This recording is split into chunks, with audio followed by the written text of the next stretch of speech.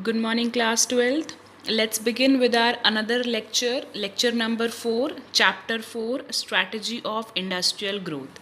Now, till this lecture, we have discussed about importance of industries, why it was necessary for the public sector to participate in the industrial process, what was IPR 1956, when did first IPR came into India.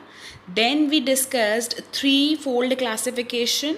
We discussed licensing, industrial concession. Now we shall discuss about small scale industries, large scale industries. What were the salient features of the strategy of industrial growth during the period 1950 to 1990?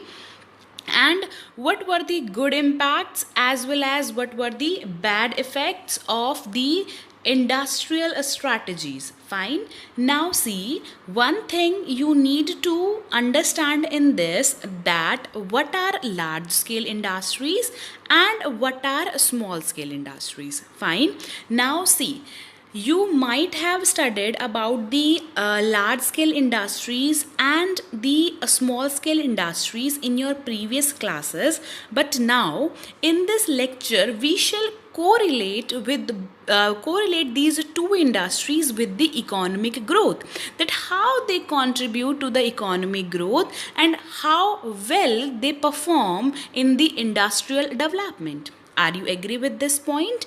Now see, let's begin with this.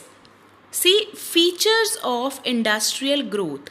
Now, you need to understand what were the features of industrial growth. Now see, features of industrial growth that were: public sector has a central role, focused on import substitution, large scale and small scale industries were developed. Clear? Now see, public enterprise has a central role, focused on import substitution. Public sector has a central role. Why? Because they needed huge investment, because they wanted social welfare. That's why public sector has a central role. Then secondary role was of private sector. Fine. Private enterprise were to play only a secondary role in the process of industrialization, that too under British Raj. Clear? Now see, I was saying that if the public sector enterprise invest in small scale industries or large scale industries, both will contribute to the economic growth. Fine. If the growth is in the large scale industry, it will add more to the GDP, whereas if the growth is there in small scale industry, it will bring social justice. We did in the previous lecture about the characteristics of the SSIs, small scale industries, how much is required to invest in small scale industry, that we already did in our previous lecture. Now you should understand how to correlate these. Fine. So if the public sector or the private sector is investing in the large scale industry and small scale industry, what will be their impact in the economy? Clear? Then we have focused on import substitution. Now what is import substitution? Import substitution means whatever you are importing, don't import those goods, just make those goods in your own country. It is indirectly saying that stop the competition. Don't import the goods from other countries. Produce those goods in your own country.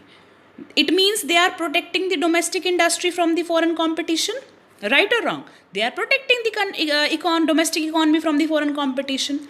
Then we have large and small scale industries were developed. This was the point I was telling you in the beginning, that large scale industry was developed with the view to build infrastructural base in the country, whereas small scale industry was to be developed with a view to achieve the objective of employment and equity. Fine. So about the development of SSIs or the features of SSI we did in the previous lecture. Now you need to understand what they focus on. What is their focus on the various activities? Are you clear with this, that public sector has a secondary role, public sector has a central role, private sector has a secondary role, and there was more focus on import substitution, and then we have small scale and large scale industry. Now, good effects of strategy of industrialization. Now, what were the good effects? See, economic growth got a big push. Clear with this? Because industrial output recorded a significant rise. There was about 6% annual increase in the output between 1950 to 1990. Then there was marked diversification in the industrial sector. Say sunrise industry, mainly your IT sector, was developing, was at its emergence in the domestic economy. Then growth of large scale sector and SSIs. Large scale sector, you can write large scale industries, your TISCO, Tata Iron and Steel Company, and Bhilai Steel Projects. So there was infrastructural shift, infrastructural improvement in the Indian economy. Indian economy showed its ability to absorb the impact of large scale industrialization. That means India could absorb this developing economy. India could now absorb the development. India could absorb the capacity. Then growth of SSIs made it substantial contribution in achieving the objective of growth and social justice. So overall growth pattern in the economy showed a massive or marked development on the socialistic pattern of the society. Goal of 5-year plans, they were growth, employment, modernization, equity and self-reliance emerged as the key parameters of growth and development. Fine. So this is one of the good effect that how the industrial revolution, how the strategy of industries brought a positive marked development in the country.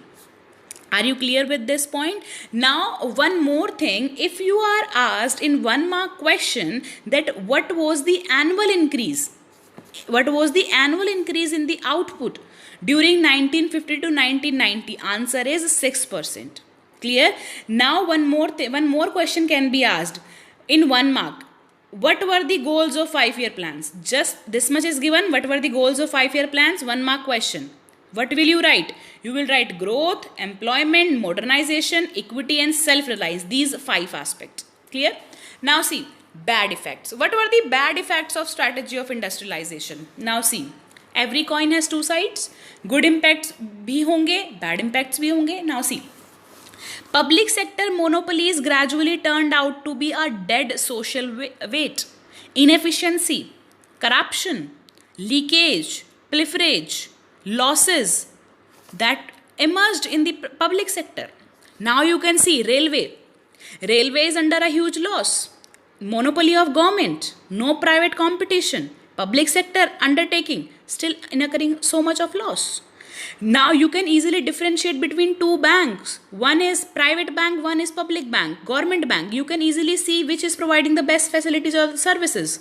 Private banks. You need not to stand in a huge queue. You need not to argue. There is, the employees of private bank, they know how to speak to the customers. And in government bank, now the condition has improved. But we are talking about the period between 1950 to 1990. Condition was worst. Then less competition. I told you that there was what? Import substitution. Import substitution does not allow competition. And as it did not allow competition during that period, there was less competition. And when there is less competition, less availability of goods and services. Fine. If you are not able to compete, that means you are somewhat inefficient. You will become inefficient. Then less foreign exchange. When there is no, there was less export and import. So there was definitely saving of foreign exchange. They saved their foreign exchange. They preserved their foreign exchange. So this was less foreign exchange. Saving foreign exchange through import substitution proved to be an inefficient